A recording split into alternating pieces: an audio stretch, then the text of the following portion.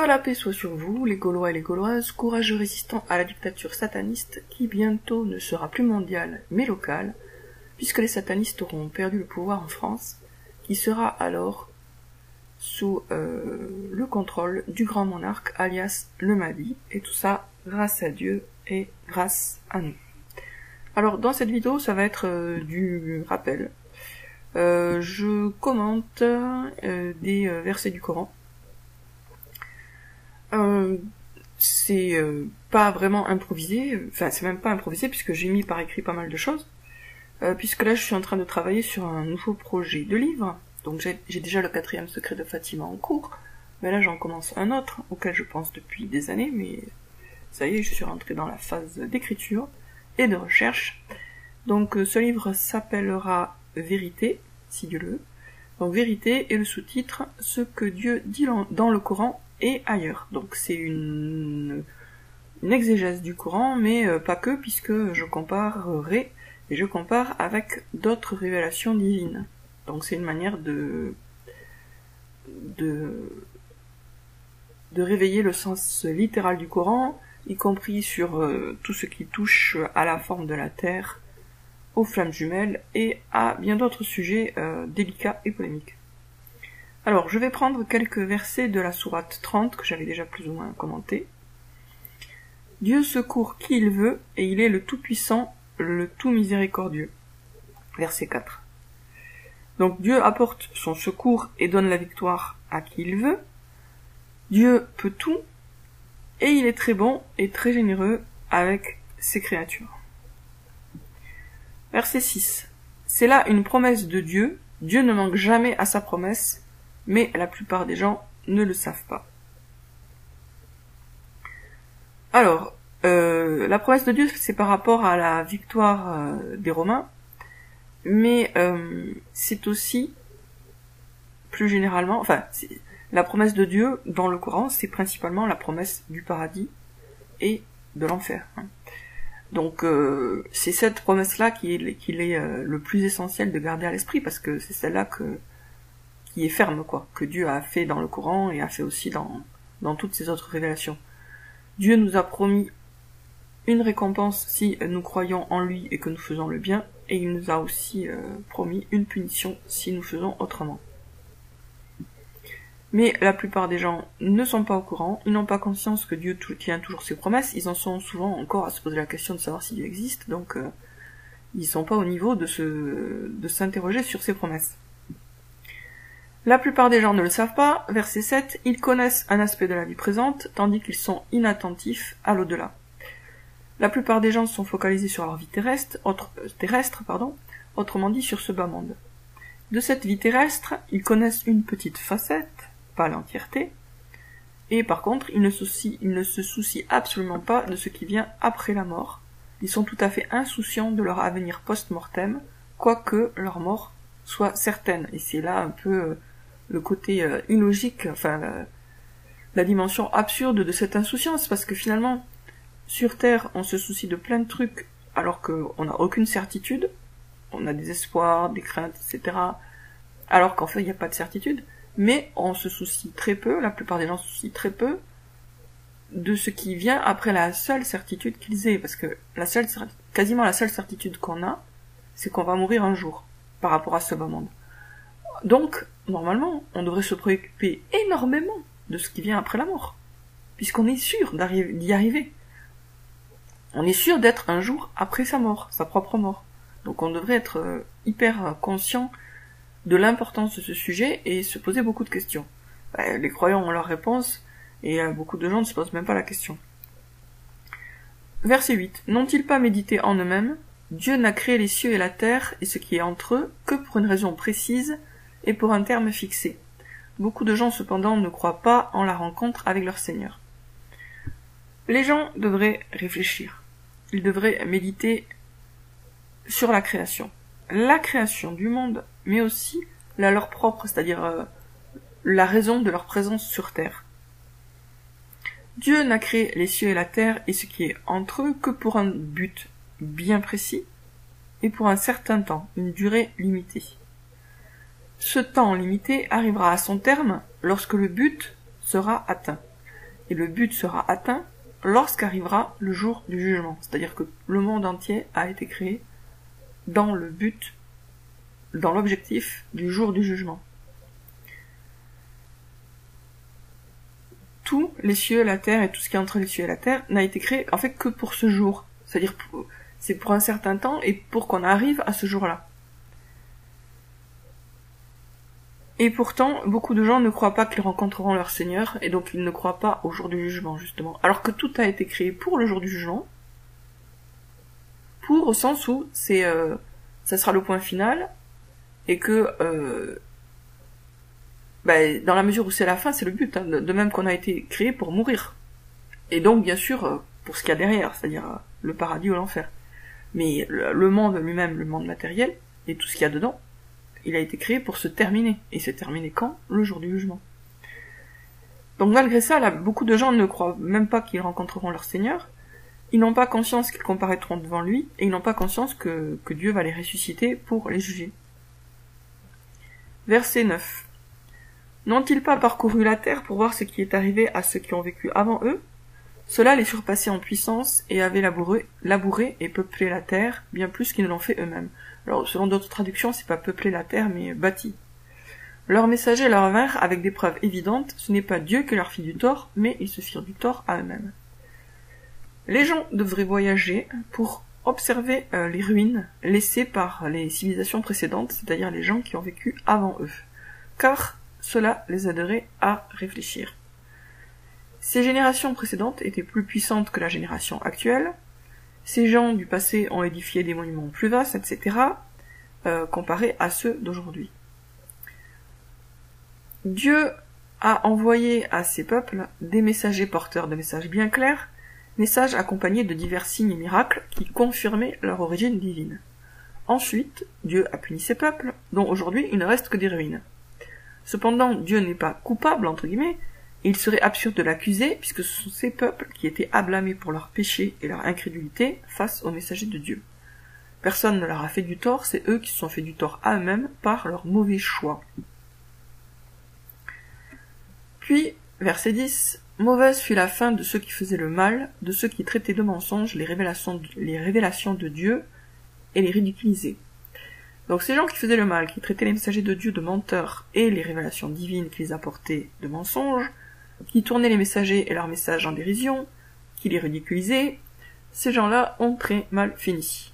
En effet, Dieu les a châtiés par une mort soudaine dans un cataclysme en général, et il les châtiera encore beaucoup plus sévèrement le jour du jugement en les envoyant en enfer. Verset 11. C'est Dieu qui recommence la création, ensuite il la refait. Puis vers lui vous serez ramenés. Donc c'est Dieu qui nous a créés une première fois, ensuite il nous recrée une autre fois minimum via la réincarnation de l'âme. C'est Dieu qui commence la création, ensuite il la refait. Donc première naissance, deuxième mort, deuxième naissance. Minimum. En fait c'est le minimum. On a tous droit minimum à 2 vies. Et maximum, ça, je sais pas quel est le maximum. Moi je sais pas du tout. Je pense pas que ce soit comme certains disent des centaines. Ça me paraît, je vois pas l'intérêt qu'on ait des centaines de vies. Pour moi ça doit être de l'ordre de la dizaine, de la vingtaine le maximum. Mais bon, j'en sais rien. Donc c'est Dieu qui commence la création, ensuite il la refait, puis vers lui vous serez ramenés. Donc Dieu nous a créé, il nous a donné la vie par la naissance une première fois, ensuite il nous recrée une autre fois minimum, réincarnation, ou plus, et enfin, puis, vers lui vous serez ramenés, enfin, nous serons ramenés vers lui via la résurrection pour être jugés.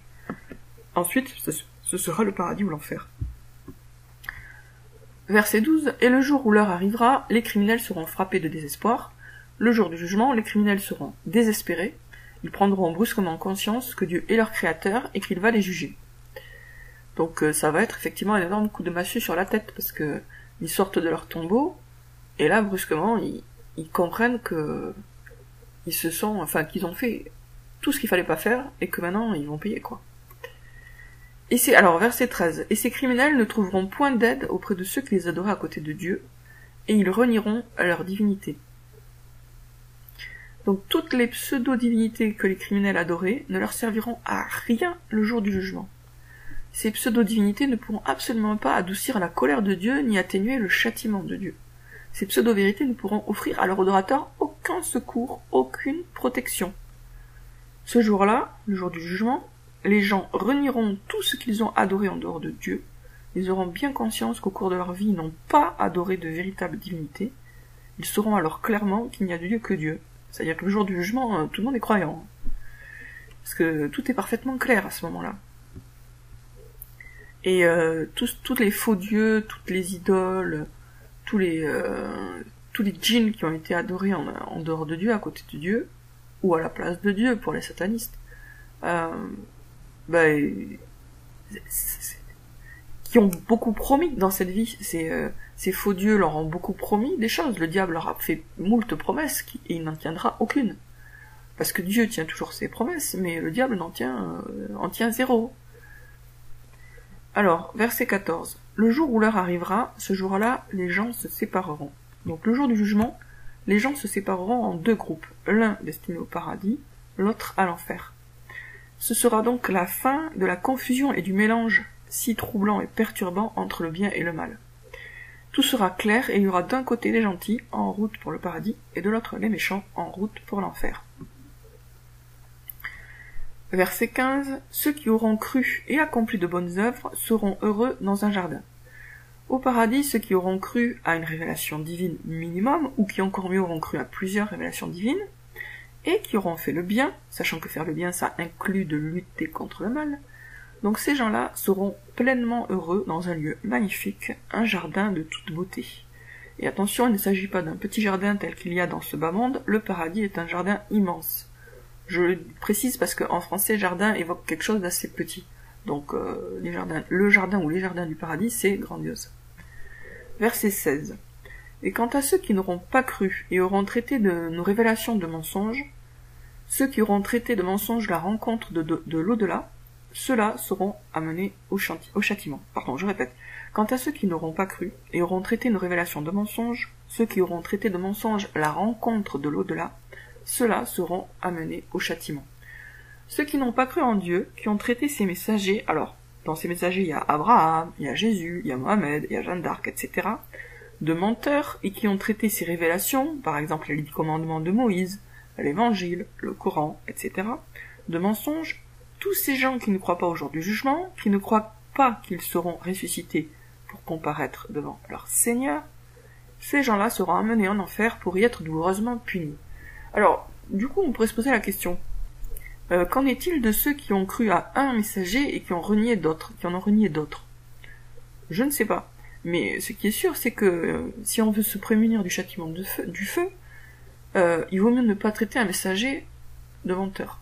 Donc, ceux qui décident à l'emporte-pièce que, par exemple, Jeanne d'Arc était une sorcière et pas une envoyée de Dieu, si ça leur paraît un détail insignifiant, peut-être que c'est beaucoup plus grave que ce qu'ils croient. C'est-à-dire que eux, ils pensent que c'est juste une parole en l'air, mais la parole en l'air va peut-être leur retomber douloureusement sur la gueule le jour du jugement. Parce que si Jeanne d'Arc est bien une envoyée de Dieu, et qu'ils l'ont traitée de menteuse, c'est pas sûr qu'ils aient rien à payer, quoi. Je dis pas qu'ils vont rôtir éternellement en enfer, mais il pourrait y avoir une punition. Donc, quand on ne sait pas, il vaut mieux fermer sa bouche. Voilà, c'est ça la conclusion. On a le droit de ne pas savoir, mais quand on ne sait pas, il faut être assez lucide sur sa propre ignorance pour dire « je ne sais pas », et ne pas prétendre savoir. Surtout quand on ne sait pas renseigner. D'une façon générale, quand on ne sait pas renseigner, il vaut mieux se taire. Alors ensuite, le verset 17. Glorifiez Dieu donc soir et matin. Donc prions Dieu en disant gloire et pureté à Dieu, par exemple, le soir et le matin. Alors je saute maintenant, verset 19. Du mort il fait sortir le vivant. Bon, pardon, je vais lire quand même le verset 18. À lui toute louange dans les cieux et la terre, dans l'après-midi et au milieu de la journée. Donc c'est Dieu et Dieu seul qui mérite d'être loué dans les cieux, par les anges ou les oiseaux, et sur la terre par les êtres humains, les djinns, les animaux, etc., que ce soit durant l'après-midi ou à midi. Alors verset 19. Du mort il fait sortir le vivant, et du vivant il fait sortir le mort. Et il redonne la vie à la terre après sa mort. Et c'est ainsi que l'on vous fera sortir. Bon alors ça je l'ai déjà commenté, mais je vais quand même y revenir. Dieu change le mort en vivant et le vivant en mort. Ainsi d'un mort, Dieu fait sortir un nouvel être vivant via la réincarnation de son âme, et d'un vivant, il fait sortir un mort chaque fois que quelqu'un meurt. Dieu redonne aussi la vie à la terre aride, qui se part alors d'une végétation luxuriante. Et de la même manière que les plantes jaillissent du sol sous l'effet vivifiant de la pluie, les gens jailliront de la terre, ils sortiront ressuscités de leur tombeau pour être jugés. Verset 20, parmi ces révélations, il nous a créés de terre, puis vous voilà des hommes qui se dispersent. Dieu nous révèle qu'il nous a créés de terre, plus précisément c'est en terre qu'il a façonné notre premier ancêtre Adam, comme un potier façonne l'argile. Et nous sommes les nombreux descendants d'Adam éparpillés dans le monde. Verset 21, et parmi ces révélations, il a créé de vous, pour vous, des âmes sœurs, pour que vous viviez en paix avec elles, et il a mis de l'amour et de la tendresse entre elles et vous. Il y a en cela des signes pour des gens qui réfléchissent. Donc Dieu nous révèle qu'il nous destine le grand amour, chacun de nous a une âme sœur qui a la même origine céleste que nous, son âme est issue de la nôtre et vice versa. Au départ, notre âme et celle de l'autre qui nous est destinée n'en forment qu'une seule. Nous sommes censés nous réunir à cette âme sœur malgré les obstacles et les difficultés. Dieu a mis un immense amour entre elle et nous, et lorsque nous vivrons avec elle, nous nous sentirons en paix. Il y a dans le grand amour un sujet à réflexion, à méditation.